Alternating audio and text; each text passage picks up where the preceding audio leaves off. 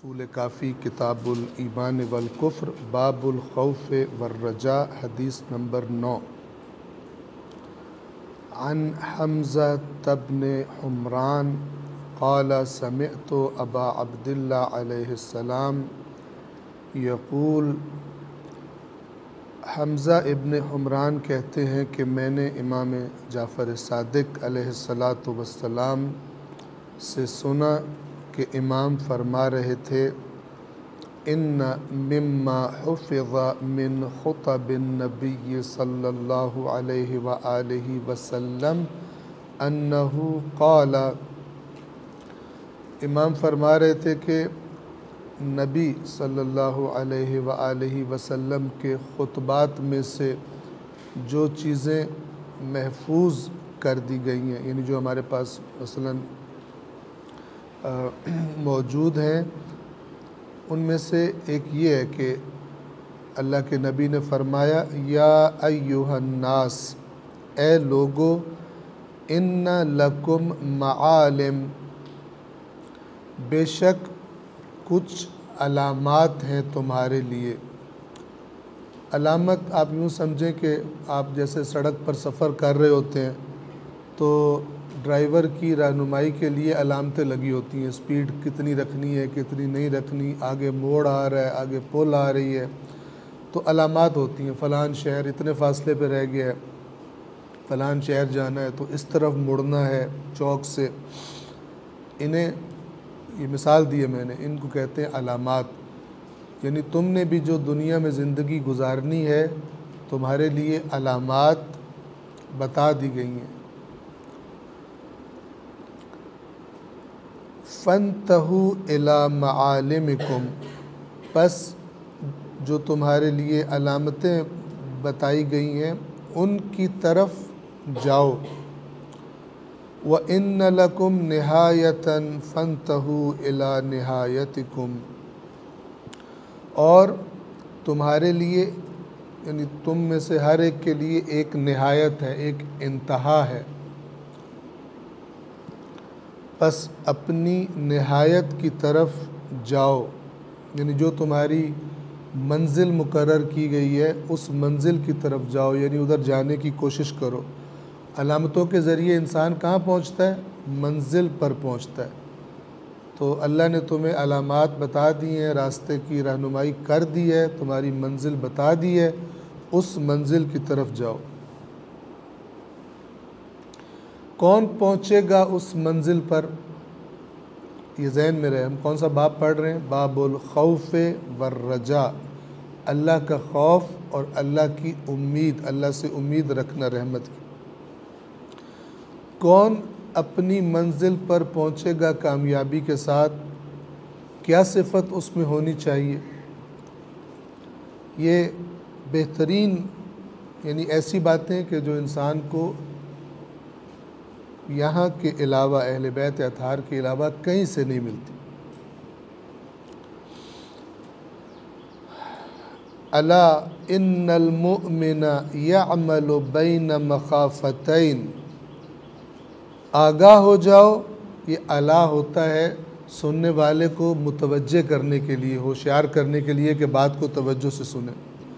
الا، آگاہ ہو جاؤ، خبردار ہو جاؤ کہ بے شک مومن دو خوفوں کے درمیان، اس کو دو خوف ہوتے ہیں، دو خوف اس کے دل میں ہوتے ہیں، اور وہ ان دو خوفوں کے ہوتے ہوئے کوئی بھی عمل انجام دیتا ہے، اسے دو ڈر ہوتے ہیں۔ کون کون سے؟ بین اجل قد مضى لا يدری ما اللہ صانع فیہ، ایک ڈر اسے اس مدت کے بارے میں ہوتا ہے جو گزر چکی ہے، جو اعمال وہ کر چکا ہے، اور اسے نہیں معلوم کہ اللہ اس مدت میں جو اس نے کام کیے ہیں ان کی وجہ سے کیا کرنے والا ہے اس کے ساتھ، نہیں پتہ۔ اللہ خود بہتر جانتا ہے کہ اس نے عمل قبول کیا ہے اللہ نے، یا اللہ نے عمل قبول نہیں کیا۔ ایک مومن کو یہ ڈر ہوتا ہے کہ جو میری زندگی گزر گئی ہے، میں نے جو اعمال انجام دیے ہیں وہ ناقص تھے، اللہ تعالیٰ کا جو حق بنتا ہے وہ حق مجھ سے ادا نہیں ہوا، پتہ نہیں اللہ تبارک و تعالیٰ مجھ سے قبول کرے گا یا مجھ سے قبول نہیں کرے گا۔ یہ بہت توجہ والی بات ہے۔ بعض انسان سمجھتے ہیں میں نے کر دیا تو بس میں نے اللہ پہ احسان کر دیا، وہ اپنے آپ کو بڑا سمجھتے ہیں، لیکن جو حقیقت کو سمجھنے والا مومن ہے وہ مطمئن نہیں ہوتا اس سے کہ بڑا میں نے تو کام کر دیا اور اللہ نے مجھ سے حتماً قبول کر لیا اور اب میں ایسا ہو گیا ہوں۔ نہ، اس کے دل میں خوف رہتا ہے کہ ہو سکتا ہے خداوند عالم قبول نہ کرے، کیونکہ میرا کام اس کے شایان نشان نہیں ہے۔ اور اس میں آپ دیکھیں کہ جب اہل بیت اطہار ایسا سمجھتے ہیں تو دوسرے کسی کی تو مجال ہی نہیں ہے کہ وہ کہے کہ میں نے عمل ایسے انجام دیا جس طرح اللہ تعالیٰ کا حق بنتا تھا۔ وہ بھی اپنے آپ کو اس معاملے میں سمجھتے تھے کہ ہم نے حق ادا نہیں کیا۔ یہ انسان کو اگر یہ باتیں سمجھ آ جائیں تو انسان ہر وقت ہوشیار رہتا ہے، محتاط رہتا ہے۔ میں ابھی 2-3 دن پہلے وہ جو فیصل آباد میں ہوتے تھے مولانا محمد اسحاق، آپ لوگوں نے ان کے کلپ وغیرہ ویڈیوز دیکھے ہوں گے، بہت اللہ کے نیک بندے تھے اور بہادر۔ جو بات ان کو سمجھ آتی تھی حق، وہ کر دیتے تھے، کسی بھی مسلک کے حق میں ہو یا اس کے خلاف ہو۔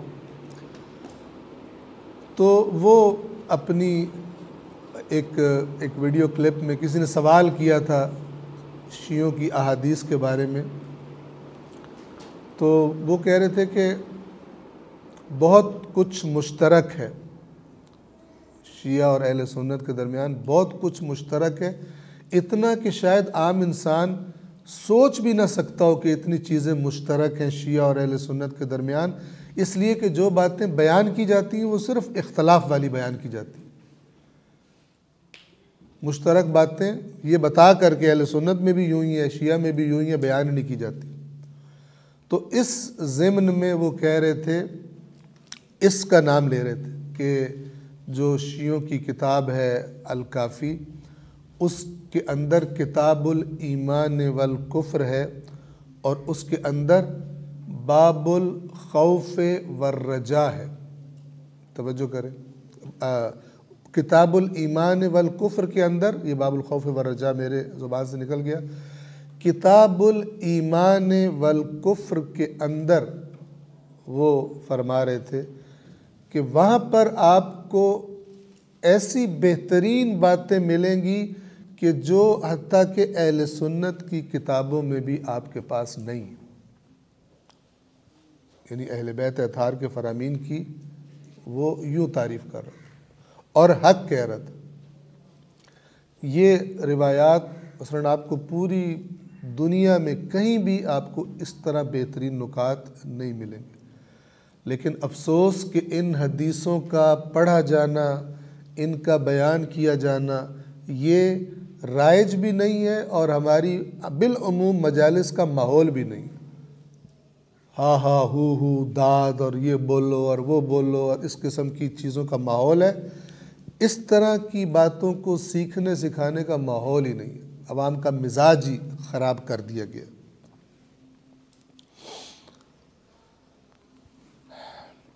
آگاہ ہو جاؤ کہ بے شک مومن دو خوفوں کے درمیان عمل کرتا ہے، یعنی دو خوف اس کے اندر موجود ہوتے ہیں۔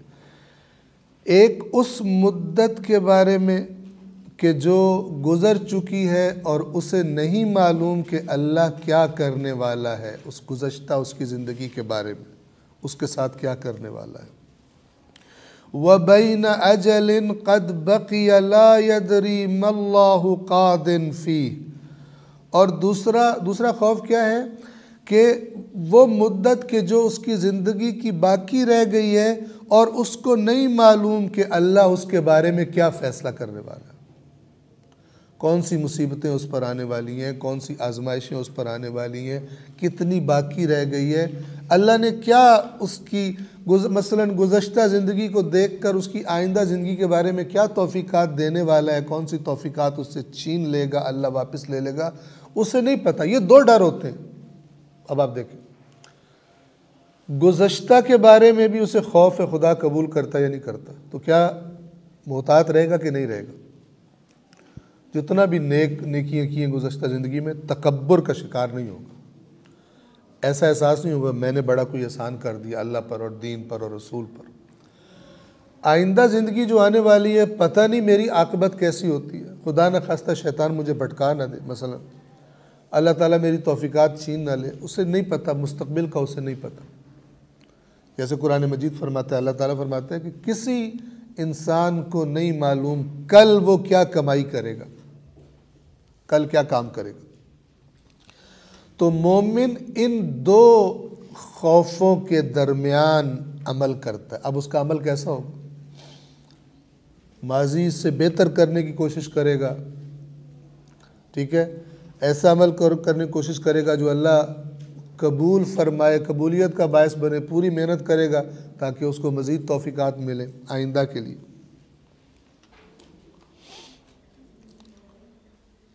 اب جب یہ دو خوف ہیں، دو خوف ہر وقت ہیں مومن کے دل میں، تو کیا کرے مومن؟ فَلْيَأْخُذِ الْعَبْدُ الْمُؤْمِنُ مِن نَفْسِهِ لِنَفْسِهِ وَمِن دُنْيَاهُ لِآخِرَتِهِ وَفِي الشَّبِيبَةِ قَبْلَ الْكِبَرِ وَفِي الْحَيَاةِ قَبْلَ الْمَمَاتِ۔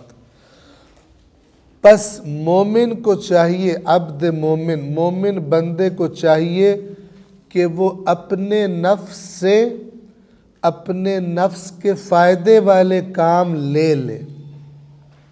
نفس تو برائیوں کا بھی کہتا ہے، وہ نہ دے اس کو، مطالبے برے نہ مانے، بلکہ جو اچھائیاں وہ کروا سکتا ہے اس سے وہ کروا لے، جو اس کے فائدے کی چیزیں۔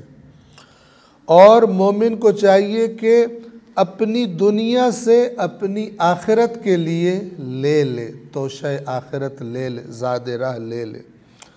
اور جوانی میں بڑھاپا آنے سے پہلے جو کچھ کرنا ہے کر لے۔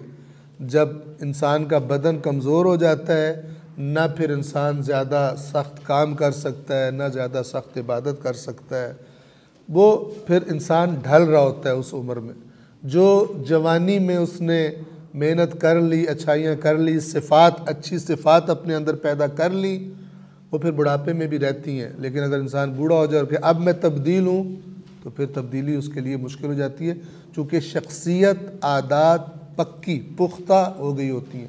جیسے مضبوط جڑوں والا تناور درخت ہوتا ہے، اس طرح اس کی شخصیت بن گئی ہوتی ہے، پھر اس کو تبدیل کرنا بہت زیادہ مشکل ہوتی ہے۔ اور اپنی زندگی میں جو لینا ہے لے لے، قبل الممات، موت سے قبل، موت کے آنے سے پہلے۔ پھر امام نے فرمایا، سمجھانے کی یعنی انتہا ہے، کمال ہے، فَوَالَّذِي، یہ اب کس کا فرمان امام نقل فرما رہے ہیں؟ اصل میں رسول اللہ کا، کہ اللہ کے نبی نے فرمایا فَوَالَّذِي نَفْسُ مُحَمَّدٍ بِيَدِهِ، تو اس ذات کی قسم کہ جس کے ہاتھ میں محمد کی جان ہے صلی اللہ علیہ وآلہ وسلم، یعنی اللہ کی قسم کھا رہے، ما بعد الدنیا من مستعتب، نہیں ہے دنیا کے بعد پھر کوئی مہلت، کہ مہلت دی جائے ایک دفعہ پھر کہ چلو غلطی ہو گئی اب دوبارہ کام کر لو، اصلاح کر لو، پھر تمہیں ٹائم دیا جا رہا ہے عمل کر لو۔ اس دنیا کے بعد کوئی مستعتب نہیں ہے، یعنی کوئی دوبارہ عمل کی مہلت، اجازت نہیں دی جائے گی۔ وَمَا بَعْدَهَا مِن دَارٍ إِلَّا الْجَنَّةِ أَوِ النَّارِ، اور نہیں ہے دنیا کے بعد کوئی گھر سوائے جنت کے یا جہنم کی آگ کے۔ دو منزلیں ہیں، جو کرنا ہے دنیا میں کرنا ہے، آخرت میں نہ مہلت دی جائے گی، اور دو میں سے ایک منزل ملے گی، تیسری کوئی چیز نہیں ہے، یا جنت ہے اور یا آتش جہنم ہے۔